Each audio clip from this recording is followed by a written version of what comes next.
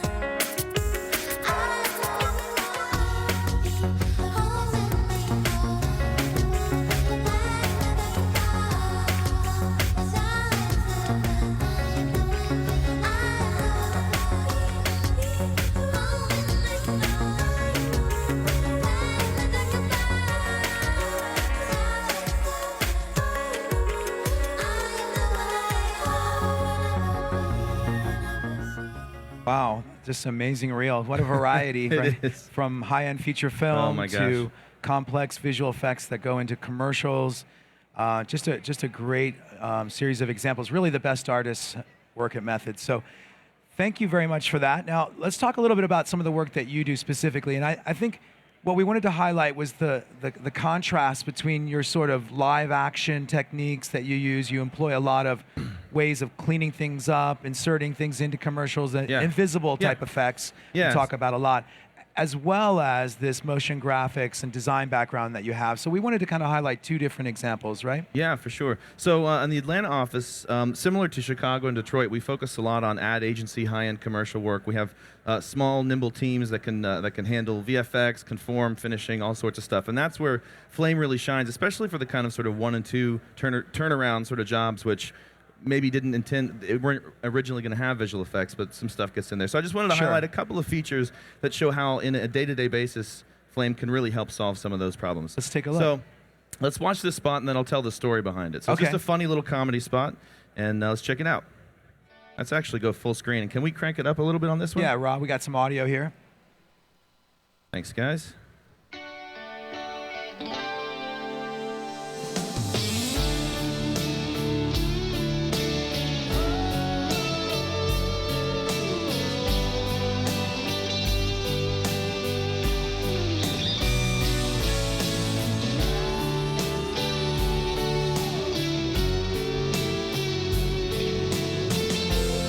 Love is hard.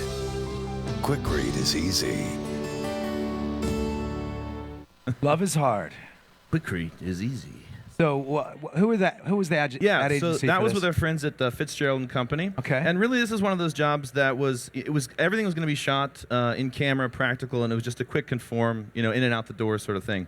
But as it turned out, it was decided that the messaging that was carved into the concrete on set, once it was viewed later on, they thought, well, our demographic may not get some of these jokes. And so we were tasked with, on a few of the shots, replacing the messaging that was etched into the concrete. So, but I'm going to show how quickly you can kind of handle some of that stuff. Again, not intended, right? So it wasn't, visual effects were not going to be necessary when they first planned this, but we know things come up on the shoot that sometimes you don't anticipate.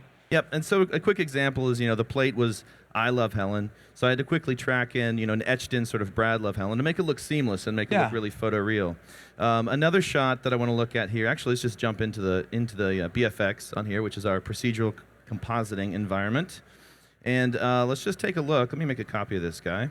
And what's cool is for each segment in the timeline, you can actually step in and create an incredible tree of steps. You do all your effects work, which feeds back out into the timeline, which is really beautiful. So let's take a look at the plate. I'm just going to go over here and set to media range so we can see into our handles, which is going to be important. And you can see in looking at this plate, the messaging that was carved in there was Bradifer, and it was decided, it's a funny joke on set, but it didn't necessarily, it's an inside wasn't joke. The message that they wanted to get.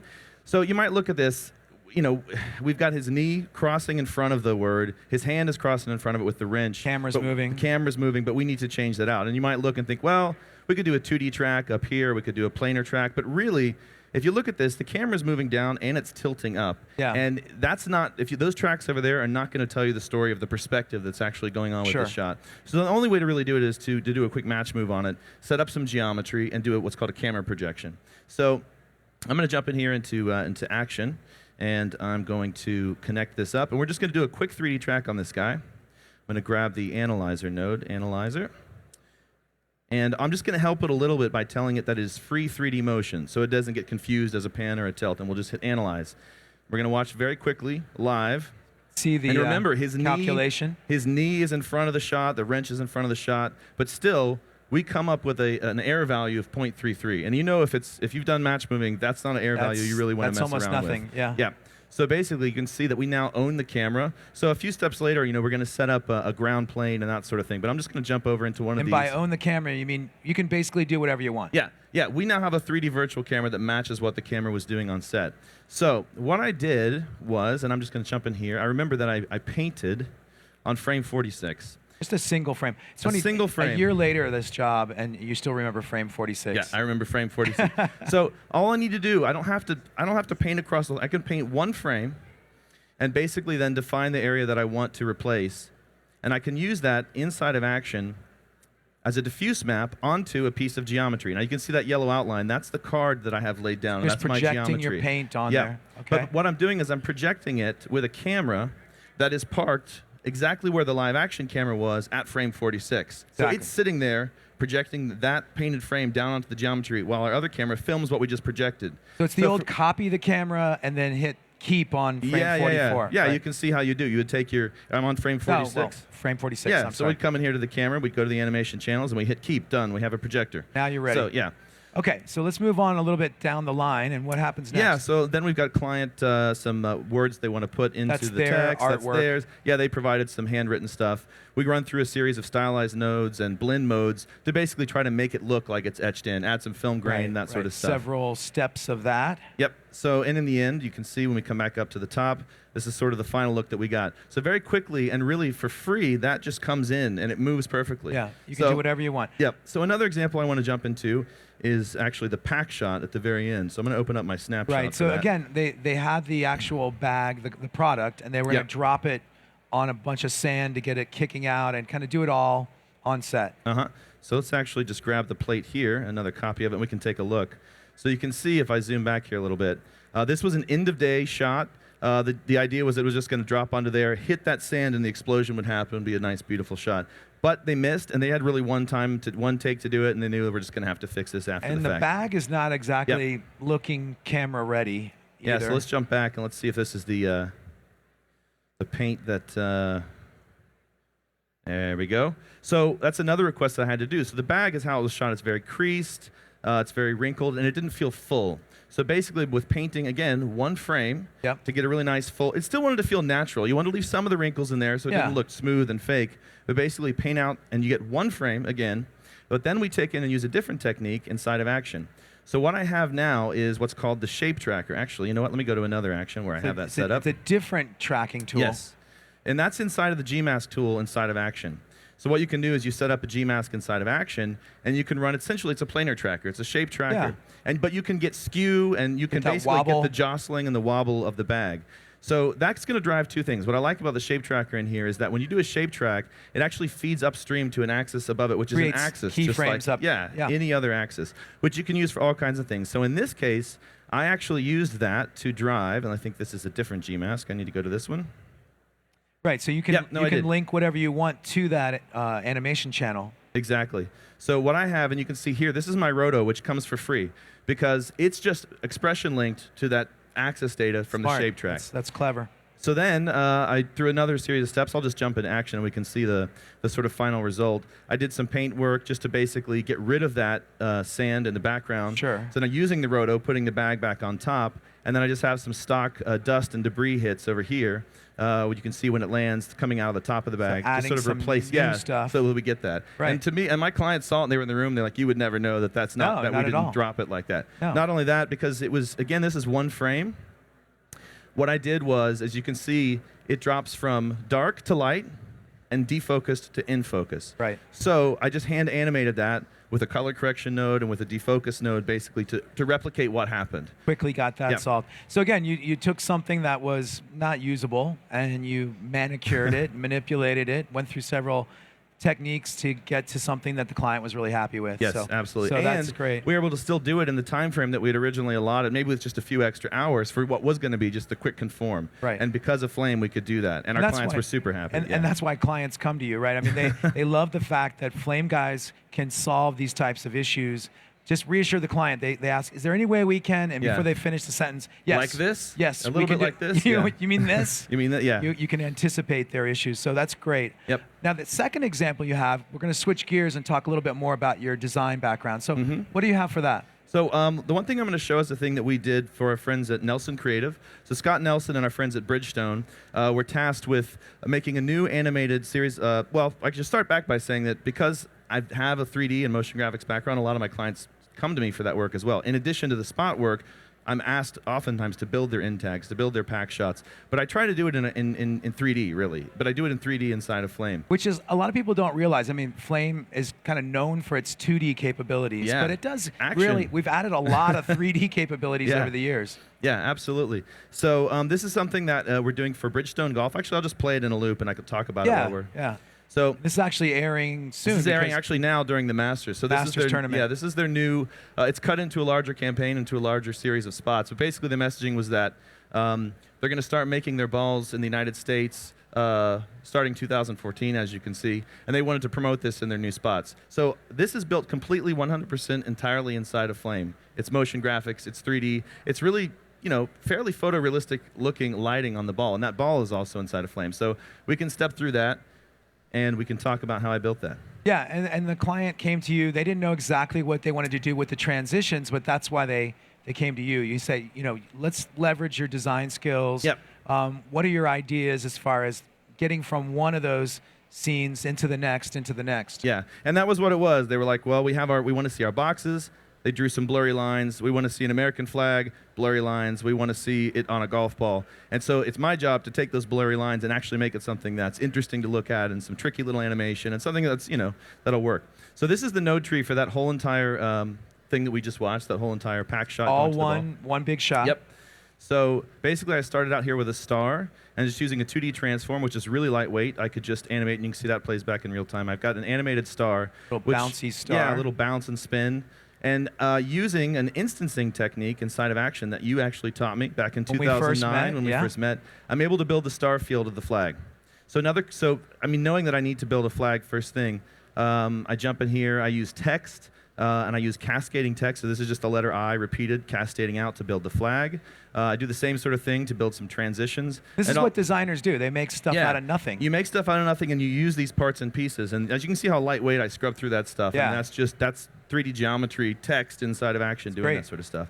And then the next step, which I think is really interesting, if we take a look at one of these balls, these are the boxes. These are actually the photography that they provided me of their boxes. It's actual photography. And so I wanted to bring this into 3D space, and I just didn't want to have these as photographs, cards. I actually wanted to have these things moving with sides and edges. Right. But when you take a photograph of this sort of stuff, you set the box down, you take a photo, you set the next one down. They're going to be off a little bit. They're not going to maybe match exactly the same. Cameras aren't in exactly the same place. Yeah. Right. So what I did, let's actually jump into Action.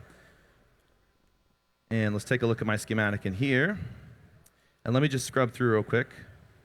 Let me get to the, hang on one second. I'll just look at the output here. So what's going on here, if I look at my world view, we can actually orbit around here and take a look. What I've done is use what's called a perspective grid inside of Action. And the perspective grid is great because basically the perspective grid is linked to a camera.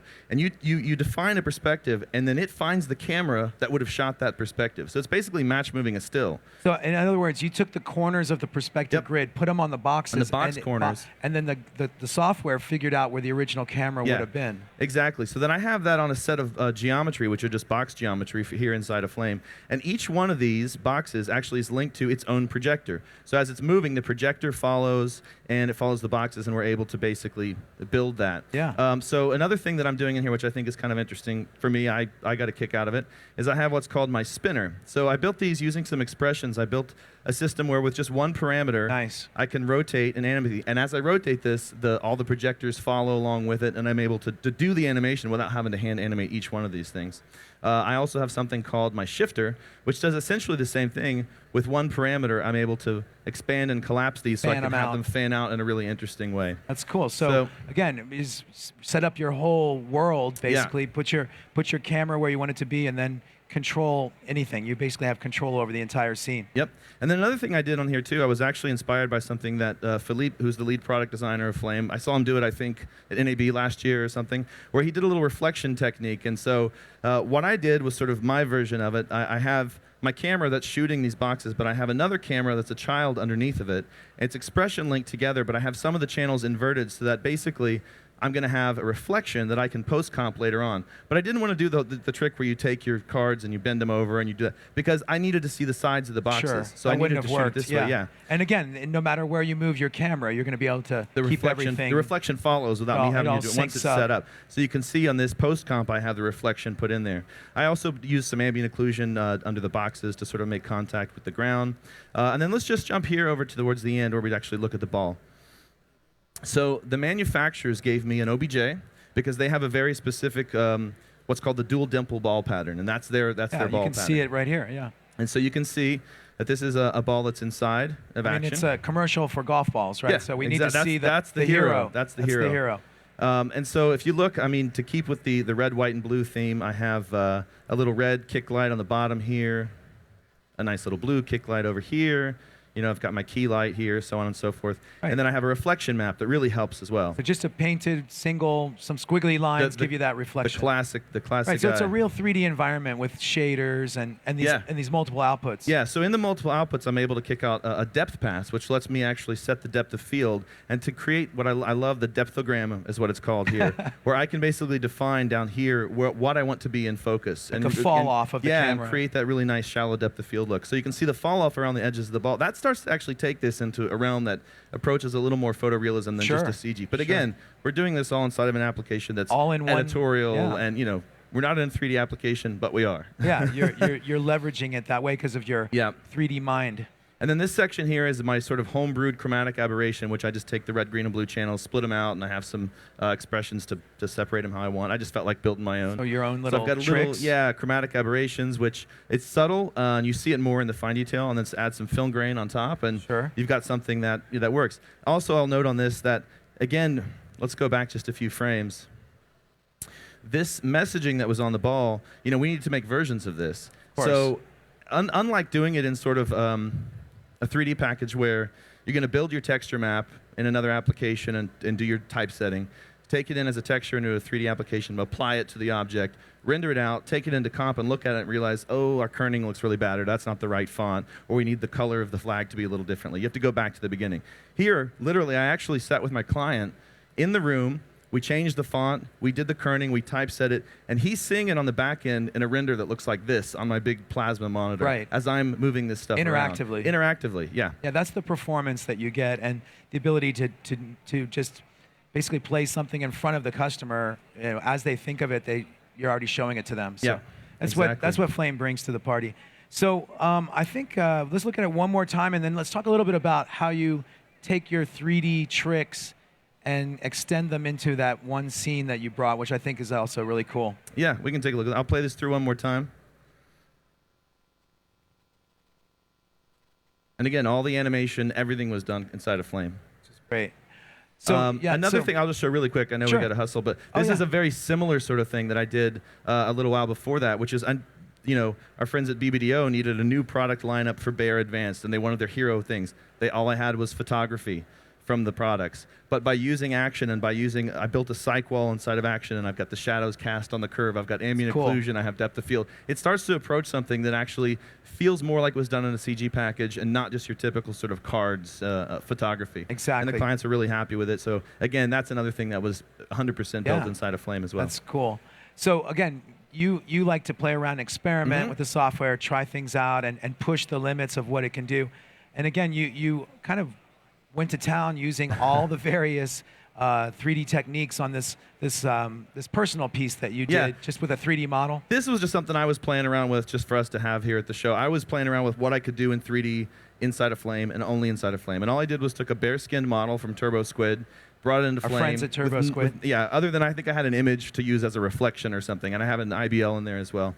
So I'm just going to play this through in a loop, and basically, that's what you get. I'll just play it through. This could be something that you could use as sort of a text in title sequence, that sort of thing. You could animate this object if you want. I just animated the camera. But I was really pleased with the sort of, let me actually go 133% on this, because why not? Yeah. We've got a Christie 4K projector, so well, let's use it. I have our Flame logo on there. Let me park on a couple of these things, and I can show you. That little tarnished look on the front of there where the Flame logo is, that's all spec maps that are generated procedurally with the stylized node inside of Flame. All this little grit and grime is all generated procedurally inside of Flame. The floor is generated procedurally. Then there's also ambient occlusion in here. We've got lights all over the place and pinging different parts of the CG. The little grid lines here are all spec maps inside of Flame. So we could take a look. Actually, I have a little little breakdown of that. Let's take a look at that as we wrap up. But yeah, I mean, it just shows you, again, with the creativity and the 3D mindset, you can do so much all inside of this one program. Oh, there's one more thing I want to show. Do we have time? Sure. Let me do the breakdown, and I'll show one little thing. You got it. It's great how you illustrated this.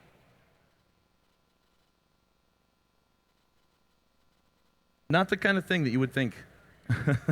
Yeah, I mean, Like I said, I got a kick out of it because I was just playing around with That's fun. 3D and Flame. I will say one thing that, do we have a second? sure, go for it. Jump up into the, this one will work, into the batch setup for this guy. You can see that I have, we were talking about all the multiple outputs. Yeah, that's what I was thinking you were going to end on. Just to kind of tour through the actual live file. Yeah, and you can see this is my object inside of Flame, which I can rotate around and all my lights and everything like that. But in the outputs, we've got kicking out. You could use, I've got Z depth, I have ambient occlusion, I have normals, I have my spec. So if I wanted to boost the spec up, which I did use that, I've got a world position pass, emissive, I've got UVs, and I have a matte for the object. So basically, another thing I just wanted to show really quickly is kind of some of the cool things you can do is you can, what you guys call hijack features. Right. So I could take something here, which is my normals map, which is usually used for relighting, but I could run it through an edge detect, make it mono, run it through a stylized node, and create a really cool so sort of cool. tune shader kind of look. A You tune know, shader a from tune 4 nodes. Yeah, exactly. That is awesome, So- dude. You even impressed Jay from ILM with that one. All right, well, big round of applause for Deron Hoffmeyer Thanks, man. from Method Studios in Atlanta. I really appreciate you coming out. Thank I you, brother. appreciate you taking the leap and learning the 20th anniversary on your own. I mean, we really appreciate that. I know a lot of people have struggled with that learning curve, but you took right to it, so I appreciate that. And again, if anyone has any questions for Deron, he'll be around a little bit. We're going to replay the reel, and we'll be right back with another presentation of Flame Premium. Thanks a lot. Thanks, man.